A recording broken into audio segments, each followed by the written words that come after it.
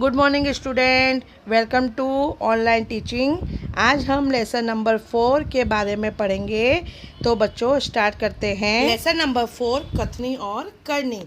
इस कहानी में मानव जीवन प्रभु की अनमोल देन है। सभी प्राणियों में मनुष्य को प्रभु ने विशिष्ट शक्तियाँ प्रदान की है, इसलिए वह संसार में बहुत ही अच्छे ढंग से अपना कार्य कर सकता है। ये इस कहानी में बताया गया है। तो बच्चों हम लेसन नंबर 4 स्टार्ट करते हैं। ईश्वर ने मनुष्य को अन्य प्राणियों से श्रेष्ठ बनाया है, कई गुणों से उसे संवारा यानी सजाया है। ईश्वर ने मनुष्य को बहुत सारे श्रेष्ठ गुण दिए हैं जिसके द्वारा मनुष्य बना है। इनका उसे अभिमान भी होता है, परंतु स्वयं को गुणों की खान समझने वाला व्यक्ति कई बार ऐसे कार्य करता है जिन्हें वह गलत बताता है। कथनी और करनी में अंतर के ऐसे कई उदाहरण देखने में आते हैं। तो बच्चों इसमें क्या बताया है कि जो मनुष्य है वो गुणों की खान से भरपूर होता है, यानी पूरा भरा हुआ होता है, पर कितनी बार मनुष्य को अभिमान हो जाता है।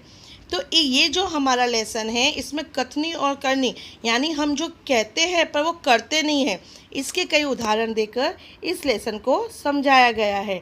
तो हम फिर देखते हैं आगे। बस्ती के बीच सरकार ने पार्क बनाने की जगह छोड़ रखी थी, यानी एक जगह थी, वहाँ पे गवर्नमेंट ने क्या किया था, पार्क यानी बगीचा बनाने के लिए एक जगह रखी हुई थी।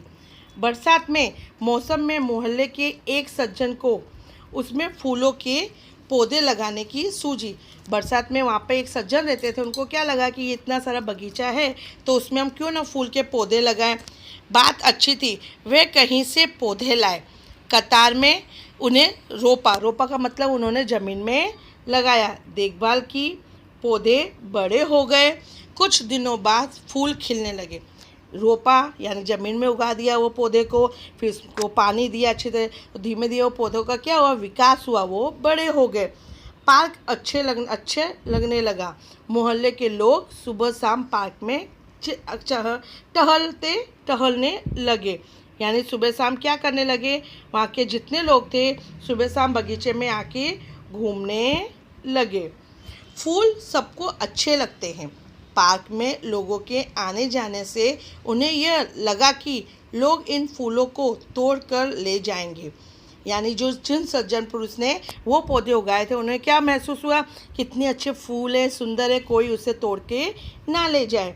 उन्होंने एक तख्ते का मतलब होता है एक बोर्ड। आप देखते हो ना कि हम दुकान पे जाते हैं तो एडवर्टाइज होती है कि ये वाड़ीलाल आइसक्रीम का बोर्ड है, यहाँ वाड़ीलाल आइसक्रीम मिलती है। ऐसे उन्होंने एक बोर्ड तैयार किया, उसमें क्या लिखा हुआ था, फूल तोड़ना मना है। आते जाते सब उसको पढ़ते, कोई भी फूलों को नहीं तोड़ता। पर मज़े की बात तब सामने आई जब लोगों ने तख्ती लगाने वाले सज्जन के बड़े सवेरे जल्दी फूल तोड़ते देखा। यानी एक दिन अचानक क्या हुआ, जिस सज्जन पुरुष ने वो तख्ती लगाई थी, वो बोर्ड लगाया था, उसी सज्जन पुरुष को एक दिन सुबह जल्दी फूल तोड़ते हुए देखा। वे अपनी सर मिटाने के लिए बोले, पूजा के लिए तोड़ रहा हूँ। क्या कहा उस सज्जन पुरुष ने कि ये जो फूल है मैं पूजा के लिए तोड़ रहा हूँ, मगर तोड़ तो रहे थे ना, बस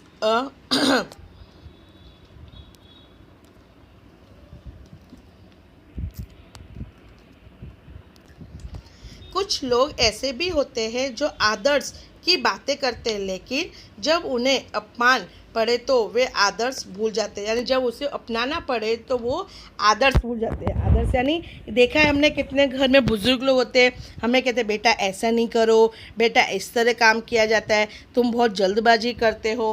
तो ऐसे कुछ लोग हमें आदेश तो देते हैं पर उसका पालन करते नहीं हैं। वो कैसे, चलो हम यहाँ देखते हैं एग्जाम्पल नंबर 4 से। एक दिन एक सज्जन के घर उसके मित्र मिलने आए। दोनों मित्र बातचीत में मग्न यानी खुद से अपने बातों में लगे हुए थे कि किसी ने दरवाज़ा खटखटाया यानी दरवाजे को लॉक किया।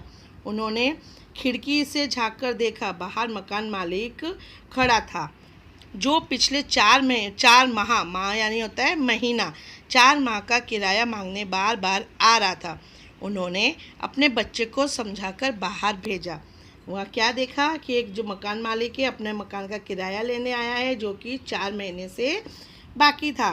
तो वहाँ का जो मकान में रहता था, उस पुरुष ने अपने बच्चे को कुछ समझा के बाहर भेजा।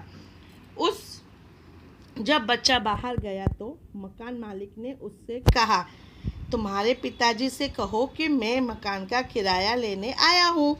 बच्चे ने तपक से जवाब दिया, तपक यानी फटाफट आंसर दिया। जैसे ही मकान मालिक ने कहा कि जा तुम अपने पापा से कहो कि मकान का भाड़ा लेने आया हूँ, बच्चे ने क्या कहा, पिताजी ने कहा है कि वे घर पर नहीं हैं।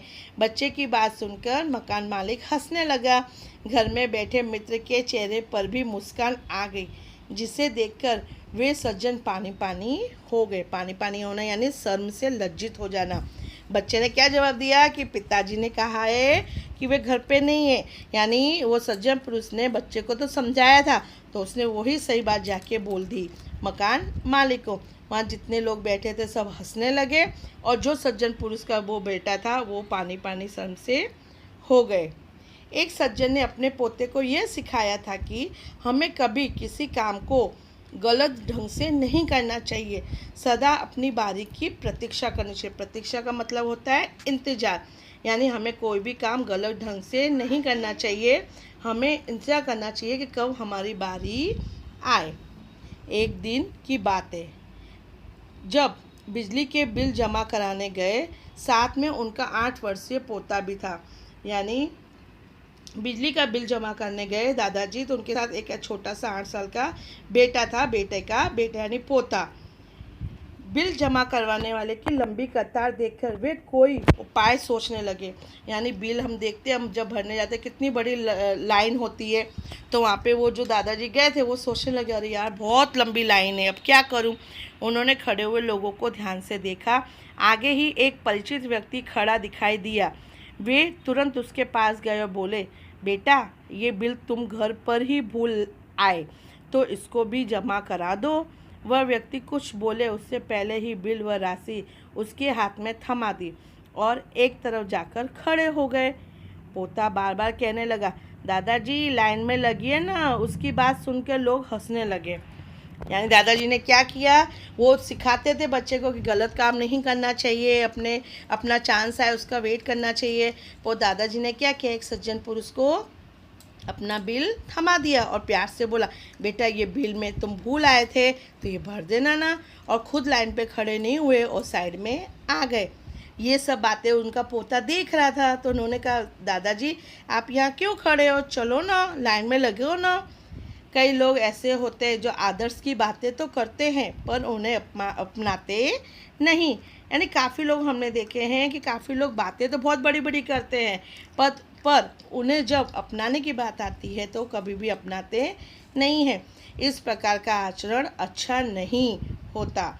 ऐसा आचरण करने वाले को कभी सम्मान नहीं मिलता। आचरण का मतलब होता है व्यवहार, कि जो इस प्रकार के व्यक्ति होते हैं, ऐसा व्यवहार करते हैं, उसे कभी भी समाज में सम्मान नहीं मिलता। वे हंसी के पात्र बनते हैं। इसलिए हमें कथनी और करनी में सदैव समानता रखनी चाहिए। अर्थात बच्चों, क्या कहा गया है इस लेसन में कि हम जो कहते हैं वही कार्य हमें करना चाहिए, नहीं तो हम इन सभी उदाहरण की तरह हमारा मजाक उड़ सकता है समाज में और हमें सम्मान प्राप्त नहीं हो सकता। ओके।